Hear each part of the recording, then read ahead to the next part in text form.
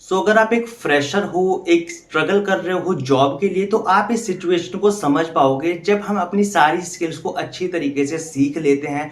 हमें पता है कि हमें सारी स्किल आती है, चाहे वो एसक्यूएल हो, एक्सेल हो या कोई और स्किल हो, और आप उसे अपने रिज्यूमे में भी ऐड ऑन कर लेते हो। बट जब आप उस रिज्यूमे के साथ जॉब के लिए अप्लाई करते हो, तो आपको कोई भी रिस्पॉन्स नहीं मिलता है। कोई बात नहीं, एक बार ऐसा होता है, दो बार ऐसा होता है, बट अगर आप बार बार करते हैं, 20 बार, 30, 50 बार आपने अप्लाई किया और आपको कोई भी रिस्पॉन्स नहीं आ रहा है, तो यहाँ पर प्रॉब्लम जॉब मार्केट में नहीं बल्कि आपके रिज्यूमे में है।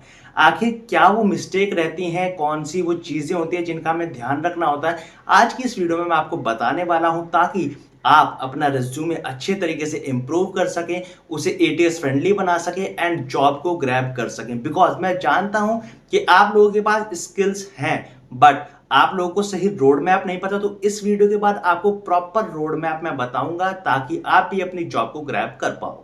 मिस्टेक नंबर 1 होती है एक जेनरिक रिज्यूमे बनाना और उसी को हर जॉब के लिए अप्लाई कर देना। बहुत सारे फ्रेशर या फिर बहुत सारे स्टूडेंट जिनको नॉलेज नहीं होती, वो क्या करते हैं, साइबर कैफे के पास जाते हैं या फिर खुद से कोई भी एक सिंपल रिज्यूमे बनाते हैं जो कि 2 से 3 पेज का होता है। उन्हें लगता है कि जितना बड़ा हमारा रिज्यूमे होगा, हमें जॉब के चांसेस उतने ज़्यादा मिलेंगे, लेकिन ऐसा नहीं होता है। वो एक जनरल रिज्यूमे बनवाते हैं और उसी से हर जॉब के लिए अप्लाई कर देते हैं, और उन्हें लगता है कि शायद जॉब मार्केट में कमी है, जॉब्स नहीं है, इसी वजह से हमें कोई रिवर्ट नहीं आ रहा है, या फिर हमें हमारे पास प्रॉपर एक्सपीरियंस नहीं है, इस वजह से एचआर हमें इग्नोर कर रहा है। बट ये रीजन नहीं है। एक्चुअल में रीजन होता क्या है कि वो एक जेनरिक जो रिज्यूमे है उसका यूज करते हैं, जबकि आपको करना क्या चाहिए, हर एक जॉब पोस्ट के लिए आपको अपना रिज्यूमे कस्टमाइज करना पड़ेगा।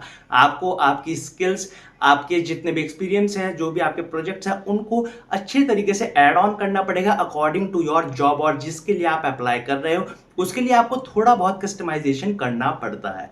तो इस चीज का आपको खास ख्याल रखना है। मिस्टेक नंबर 2 पर चलने से पहले मैं आपको बताऊंगा कि वो आप कैसे कर सकते हो, और सॉल्यूशन भी इसी वीडियो में आगे मिलेगा। तो इस वीडियो को ध्यान से देखते रहना, एंड तक देखना। इसी वीडियो में आपको प्रॉपर सॉल्यूशन भी बताने वाला हूं। चैट जीपीटी की मदद से आप लिखवा सकते हो according to your responsibility, according to job rule. चलिए अब चलते हैं मिस्टेक नंबर 2 पर। मिस्टेक नंबर 2, एटीएस कीवर्ड्स का यूज ना करना। अगर आज के टाइम में आपके पास एक एटीएस फ्रेंडली रिज्यूमे नहीं है, तो आप बहुत दूर हो अपनी जॉब को ग्रैब करने से। बिकॉज हर एक जो टॉप कंपनी होती है वो एटीएस सॉफ्टवेयर का यूज करती है एप्लीकेशन को शॉर्टलिस्ट करने के लिए।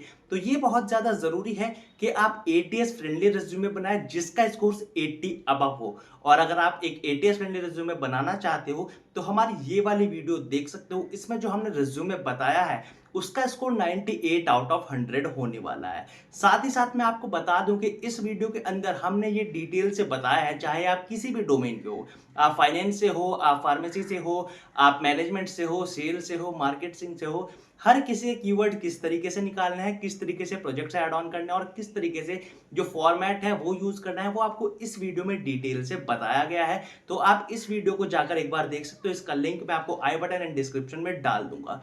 2 मिस्टेक को आप तक अपने रिजॉल्व कर लिया। सबसे पहली है, आपको एक जेनरिक रिज्यूमे नहीं बनाना है। सेकेंडली, आपको एटीएस फ्रेंडली रिज्यूमे कैसे बनाना है। थर्ड नंबर पर जो मिस्टेक है, चलिए उसके बारे में हम बात कर लेते हैं। मिस्टेक नंबर 3, आपका वीक करियर ऑब्जेक्टिव। जब भी हम किसी साइबर कैफे वाले से एक कोई भी रिज्यूमे बनवाते हैं, या फिर हम खुद से भी, कोई हमारा सीनियर है तो हमें प्रॉपर गाइड नहीं करता है और हमको सिंपल बताता है कि आप ऐड कर दो, to work in a dynamic environment where I can put my skills and contribute my effort to the company.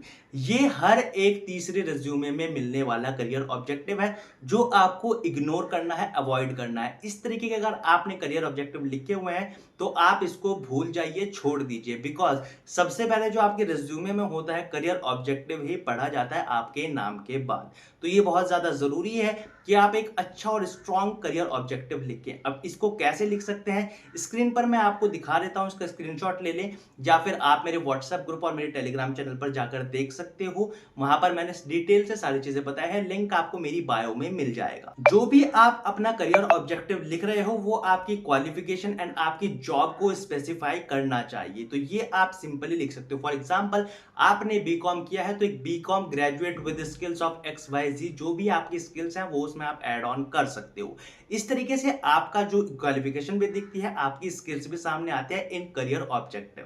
चलिए अब चलते हैं अपनी नेक्स्ट मिस्टेक पर। चलिए अब चलते हैं नेक्स्ट मिस्टेक पर, लेकिन उससे पहले बात कर लेते हैं अपने सरप्राइज की, और आपके लिए जो बहुत ज्यादा यूजफुल रहेगा। अगर आप एक फ्रेशर हो, जॉब के लिए स्ट्रगल कर रहे हो या फिर जॉब स्विच करना चाहते हो, तो आपके लिए मैं लेकर आया हूं एक अल्टीमेट मेंटोरशिप प्रोग्राम। जैसा कि हम सब जानते हैं कि फ्रेशर को प्रॉपर रोड मैप नहीं पता होता है, उसे नहीं पता है कि किस तरीके से रिज्यूमे को बनाना है, किस तरीके से लिंक्डइन को ऑप्टिमाइज करना है, एचआर के कॉन्टैक्ट डिटेल्स किस तरीके से निकालनी है with the help of AI tools, HR को रीच आउट कैसे करना है प्रोफेशनली, इंटरव्यू के लिए प्रिपेयर कैसे होना है, कौन से क्वेश्चंस का ध्यान रखना है और किस तरीके से आंसर करना है, और इसी तरह की बहुत सारी चीजें। तो इसके लिए हम एक अल्टीमेट मेंटोरशिप प्रोग्राम लेकर आए हैं, जिसमें हम स्टूडेंट को बेसिक से एडवांस तक सिखाते हैं और उन्हें फुल्ली प्रिपेयर करते हैं जॉब के लिए, ताकि वो अपने इंटरव्यू को क्रैक कर सके और जॉब को ग्रैब कर सके। अगर इस प्रोग्राम में आप एनरोल करना चाहते हो तो कोई हाई फाई प्रोसेस फॉलो करना नहीं पड़ेगा आपको। सिंपली बायो में जाओ, हमारा व्हाट्सएप ग्रुप ज्वाइन करो, पर्सनली मुझे डीएम कर दो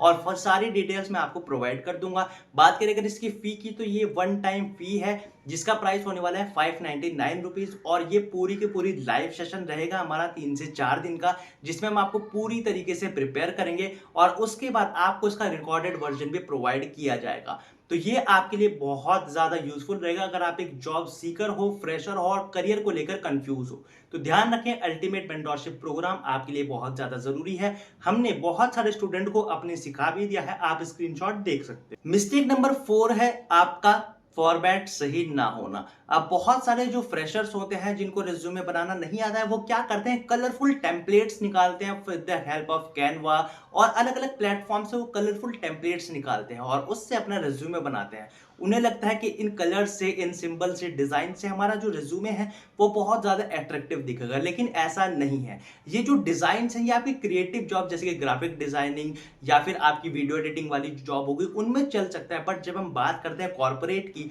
तो आपको simple and concise format use करना है, जो कि मैंने आपको वीडियो में बता दिया है। जो आप एटीएस फ्रेंडली वाली रिज्यूमे वाली वीडियो है वो देख सकते हो, ठीक है।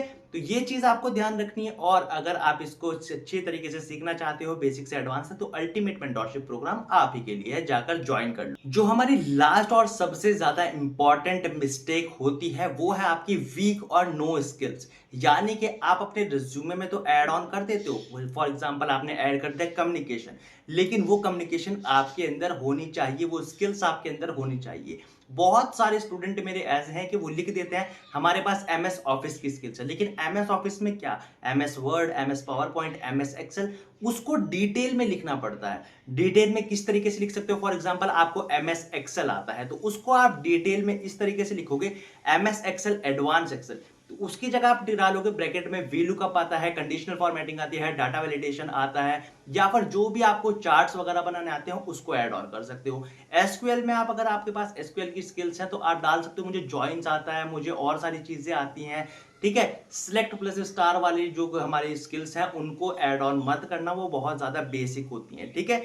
अब आपको मैं बताता हूं कि जो आपकी स्किल्स है और जो आपकी जॉब है, उन दोनों को थोड़ा सा मैच करके आपको लिखना होता है। तो ये 5 मिस्टेक तो जो बहुत सारे स्टूडेंट करते हैं अपने रिज्यूमे में, तो इस चीज का आपको ध्यान रखना है। अगर आप भी ये मिस्टेक कर रहे हैं तो इनको अभी अभी इंप्रूव कर लो। और अगर आप अपने फ्यूचर के लिए, अपने करियर के लिए फ्रेशर हैं और कंफ्यूज्ड हैं, नहीं समझ आ रहा है कहां जाए, कैसे काम करें, तो अल्टीमेट मेंटोरशिप प्रोग्राम सिर्फ आप ही के लिए है, जाकर ज्वाइन कर लो। आपको क्लियर रोड मैप दिखाया जाएगा, प्रॉपर गाइडेंस दी जाएगी कि कैसे आप जॉब के लिए रेडी हो सकते हो। बिकॉज कॉलेज हमें वो नहीं सिखाता है जो आपको हम इस अल्टीमेट मेंटोरशिप प्रोग्राम में सिखाने वाले हैं। तो आई होप ये वीडियो आपके लिए यूजफुल रहेगी। तो इस वीडियो को लाइक कर देना, चैनल को सब्सक्राइब कर देना और ज्यादा से ज्यादा इस वीडियो को अपने दोस्तों के साथ शेयर करना।